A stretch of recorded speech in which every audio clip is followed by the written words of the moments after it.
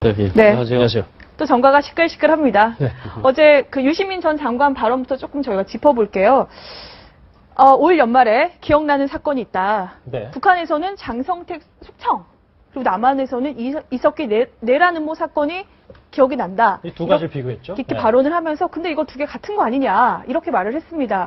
이거 어떻게 해석해야 됩니까? 그분이 요즘 그 정치를 그만두고 뭐 이 작가에 전념한다 하더만은 비유를 좀 아주 굉장히 부적절하게 했네요. 비유를 부적절하게 했다. 장성택은 북한에서 그 김정은과 어쨌든 권력을 다투다가 숙청이 됐다라는 급에 갈 수는 있지만은 그러면 이석기가 남한에서 박근혜 대통령과 권력을 다투다가 숙청이 됐습니까? 그 장성택하고 이석기를 같이 그렇게 수준에 놓고 비유하는 것은 네. 그럼 비유의 적절성도 안 맞고 그 사람의 비중도 안 맞는 부분이죠. 좀 한국에서 솔직히 뭐 지금 본인이 법정에서 나는 종북이 아니다라고 부인을 하는 거 아닙니까? 모르겠어요. 이석기가 예를 들어서 남한 정부를 엎기 위해서 비밀 아로 조직을 만들라 그러다가 네. 들통이 나니까 법정에서라도 나는 남한의 박근혜 정부를 엎어서 북한과 이렇게 공감을 하는 정권을 세우려고 했다. 이렇게 당당하게 이야기라도 좀 할 수 있었다 하면 같은 급으로 비유라도 해줄 수 있지만은 나는 종북도 아니다라고 법정에서도 이야기하는 그런 정도의 급을 갖다가 감히 비교를 장성택이하고 같이 하느냐. 네. 유시민 의원이 요즘 좀 맛이 좀 간 것 같습니다. 원장님은 좀 어떻게 생각하세요? 그 싸가지 없는 진보의 깜짝 놀랐습니다. 저는. 원장님. 아니 제가 한 얘기가 문재인 의원이 아, 합니다. 네. 이게 싸가지 없는 진보의 본 모습을 본 거예요. 네. 문재인 의원이 자기 자서전에서 네. 지난 대선 과정에서 문재인 의원이 속한 진보 진영이 안보와 성장의 담론에 있어서 좀 미흡했고 네. 그리고 애국 그다음에 국가 안보 이런 데서 좀 소홀히 한 측면에 대해서 싸가지 없는 진보라는 것에 대해서 반성한다라고 얘기를 했거든요. 그런 표현을 썼습니까? 아, 그렇죠. 네. 그 얘기를 했습니다. 문재인 의원이. 근데 문재인 의원은 반성한다고 그러는데 같은 친노 그룹인 유시민 의원은 전혀 아니고 조금씩 다른가 봐요. 그렇죠. 우리가 이제 사실상 지난 친노 인사들의 친노 정부를 비판할 적에 네. 무능한 정부, 무능한 진보, 그리고 이제 싸가지 없는 진보라고 얘기를 많이 하거든요. 여의도 정가에서는. 근데 이제 무능한 진보라는 건 내용 다 아시잖아요. 그동안 노무현 정부에서 어떻게 이제 그 국정 운영에 있어서 미숙함이랄까 이런 거에 대한 지적이고, 싸가지 없는 진보라는 것은 뭐냐면은 아무리 좋은 내용이라도 정말 예의 바르지 않게 이제 이게 사투리잖아요. 장래성이 없다, 좀 버릇이 없다라는 걸 내포하는 네. 약간 사투리인데요. 그런 것들에 대한 반성이 없이 이렇게 일단 북한 내용상에 있어서도 북한의 장성택 사태하고 이석기 내란 음모를 같은 성격의 사건으로 취급하는 것 자체가 네. 안보에 대한 인식이 아주 불확실하죠. 네. 이렇게 안보의 인식에 대한 불확실한 사람들을 어느 국민이 지지하겠습니까? 알겠습니다. 근데 여기서 민 원장님께 하나 더 여쭤볼게요. 그러면 이거를 일반 국민들이 봤을 때는 박근혜 대통령과 김정은을 동일시하는 거다 이렇게 해석하는 사람들도 있어요. 아니 그렇게 당연한 건가요? 그렇게 해석하게끔 얘기를 했잖아요. 네. 아니 어떻게 김정은이가 이렇게 고모부를 숙청하고 사형해버리고 망하는 이런 독재자하고 네. 선거로 뽑힌 박근혜 대통령, 물론 박근혜 대통령이 약간 불통의 정치, 소통 부재의 정치를 한다는 걸 비판할 수는 있지만은 네. 어떻게 김정은하고 선거로 뽑은 박근혜 대통령하고 똑같습니까? 이건 정말 제정신이 아니면 이런 말을 할 수가 없죠. 네. 소장님, 유시민 전 장관이 이렇게 표현을 했잖아요. 북한은 위대한 수령자의 손자, 김정은이 다스리고 손자. 있고, 남한은 반인 반신의 지도자의 따님이 다스리고 있다. 이 표현은 어떻게 생각하세요? 그래서 그분이 주로 이제 사회과학 서적을 쓰더니만 요즘 만화를 좀 쓰시려고 만화 스토리 작가가 되시려고 그런지 모르겠는데 네. 북한은 3대 세습이잖아요. 예. 선거가 없었지 않습니까? 3대 세습 국가고. 우리 남측은 박근혜 대통령은 뭐 처음에 쿠데타를 했다 칩시다. 나중에 뭐 선거로 심판을 받았고, 박근혜 현 대통령은 선거로 집권했지 않습니까? 자, 그러면 미국의 조지 부시하고 조지 W 부시의 부자간 아닙니까?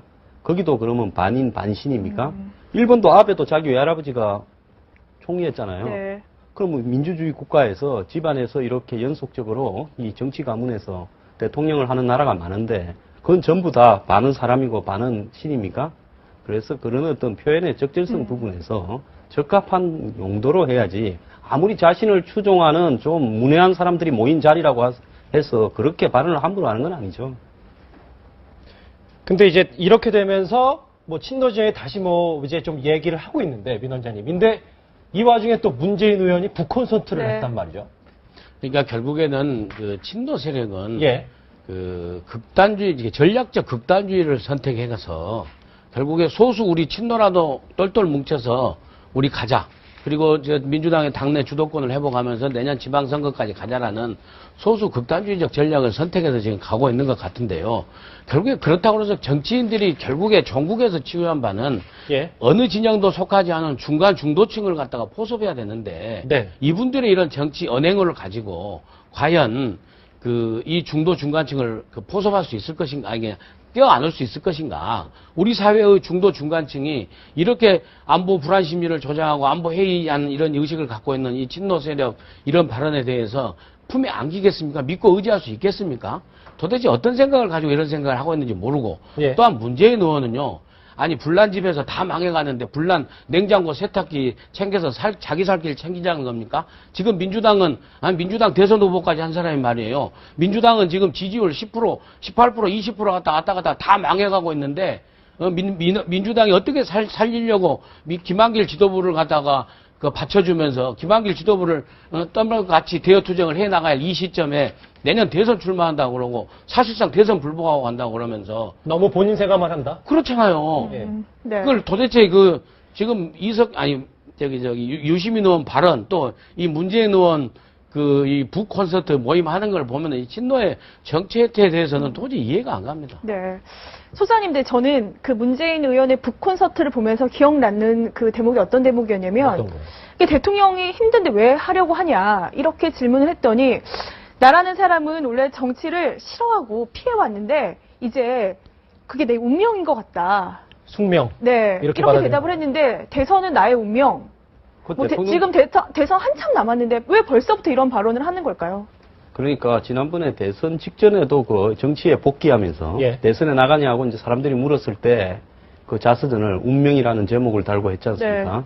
그러니까 될 때까지 계속 나가는 게 운명이다 이런 입장인 것 같아요. 될 때까지. 그런데 문재인 의원 입장에서는 지금 네. 굉장히 해피한 상황이죠. 자, 지금 민주당에서 그냥 있었더라 그러면 민주당의 현재 지지도로 보면 내년 지자체 선거 전에 안철수 의원 진영으로 이탈하는 사람이 굉장히 늘어날 수 있거나 네. 민주당이 공중분해될 가능성이 굉장히 클 수밖에 없는 상황입니다. 그럼에도 불구하고 지금 현재 뭐 종국몰이다 또 국정원 뭐 개혁 정국이다 이렇게 강성으로 몰고 가면서 제야의 그 이 세력들을 등에 업고 문재인 친노 진영이 탔죠. 네. 그래서 현재는 민주당에서 이탈하는 세력은 배신자처럼 되게 돼 있기 때문에 네. 이 속으로 끙끙 알아도 문재인 의원이나 친노 진영에 대해서 크게 비난도 하지 못하고 네. 지자체 선거가 끝날 때까지는 결국 한 진영이 되어서 굴러갈 수밖에 없고 결국은 박근혜 정권의 퇴진에 한 목소리를 내는 그런 식으로 이 차이만 좀 있을 뿐이지 몰려가고 있다는 겁니다. 이런 상황에서 본인이 원하는 굉장히 해피한 상황을 대선 1년도 안 되었는데 지금 맞이하게 된 거죠. 네. 이런 상황에서 어제 문재인 의원이 좀 흥분하지 않았나 저는 그렇게 보고 있습니다. 네. 근데 어제 여기서 지난 대선 때 본인이 가장 도움을 받은 사람을 안철수 의원이라고 꼽았단 말이에요. 근데 그게 진짜 속낼까요? 안철수 의원 이제 신당 만들고 가니까 네. 안철수 의원 이제 견제하기 위해서 또 고도의 정치적 고도의 정치적 이제 그 언어죠 말하자면은. 근데 속내는 안철수 의원이 그렇게 고마웠으면은 그 당시에 두 분이 그 비공개 해동할 적에 안철수 의원이 양보를 요구해서 안철수 의원도 양보했어야죠. 이제 와서 딴소리 하는 겁니까? 앞뒤가 맞지 않아요. 그리고 문재인 의원께서 네. 운명이라고 그러면서 그 정치하러 나와가지고 지지자들과 민주당과 수많은 사람들에게 그 상처를 주고 있는데 운명하고 숙명도 구분 못 하시는 것 같아요. 이분은. 운명은요 본인이 개척할 수 있는 거고 숙명은 본인이 개척할 수 없는 거예요. 정치를 이렇게 이제 받아들였으면 숙명적으로 받아들이는 건데 운명은 정치 안 하시면 되는 거예요. 본인이 안 할 수도 있다. 그렇죠. 안 하시면 되는 거죠. 이렇게 상처 주고 이렇게 결과물도 없고 이렇게 민주주의 질서를 허트리고 대선 결과 승복도 하지 않으려면은 네. 뭐하러 정치합니까? 어린 아이들이 보고 뭘 배우겠습니까? 민주주의 네. 원리에 대해서. 네. 그 결과에 승복하고 다수의 원리에 따르는 게 민주주의의 기본 아닙니까? 일단 결과에 네. 승복하는 게 맞는데 그렇지 않습니까? 예. 그래서 사실상 지금 대선 불복하고 있지 않습니까? 네. 물론 국정원이 댓글에 예. 개입해서 선거에 개입한 것은 잘못된 행동이죠. 그것을 고치는 것은요, 제도 개혁을 하고 국정원 개혁을 하고 재발 방지를 하면 되는 거죠. 대선 내놓고 다시 대통령이 사퇴하라고 얘기해야 되는 겁니까? 내가 될 네. 때까지 하는 게 숙명이라니까요. 네. 근데 소장님, 지금 사실은 이렇게 친노 세력이 집결하는 것을 보는 민주당 지도부 속내도 사실 곱지만은 않을 것 같은데 시선도 김한길 대표가 저 북콘서트 자리에 가지 않았다고 안 해요. 갔죠? 네. 사실은 뭐 가서 좀 이렇게, 축하한다 이렇게 해줄 법도 한데요.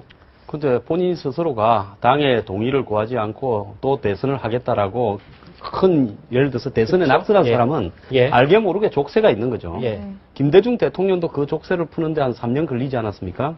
그런데도 불구하고 본인 스스로가 운명이고 숙명이라면서 족쇄를 풀어버렸고 네. 또 본인 스스로가 또 뭐 이 자기 대선을 언급하는 자리에 예. 김한길 대표가 앉아 있으면 그야말로 김한길 대표는 둘러리밖에 안 되는 거 아닙니까? 그래서 김한길 대표는 그 자리에 갈 수도 없었고 또 지금 말을 안 해서 그렇지 썰인 속이 말할 수 없을 거라 봅니다. 근데 어제 문재인 의원이 요즘 정치인 다 됐어요. 안철수 의원은 오늘에서야 북한이 이 야만적인 비상식적인 피해 숙청을 한다 그랬는데 네. 문재인 의원은 한 이틀 빨리 네. 보니까 정상국가가 아니다. 정상국가 아니다라고 먼저 이틀 사이로 했죠. 두 예, 분과. 이틀 사이로 했는데 네. 저 문재인 의원이 안철수 의원보다 동작이 조금 더 빠른 이 점이 그래도 끝까지 레이스를 달려본 사람으로서 네. 안철수 의원을 좀 예. 자신이 이길 수 있다라고 지금 장담하는 거 아닌가 그렇게 보고 있습니다. 알겠습니다. 여전히 좀 시끄러운 점과 좀 나중에도 좀 제대로 분석을 해야 되겠네요. 알겠습니다. 도움 말씀 감사합니다. 고맙습니다. 예.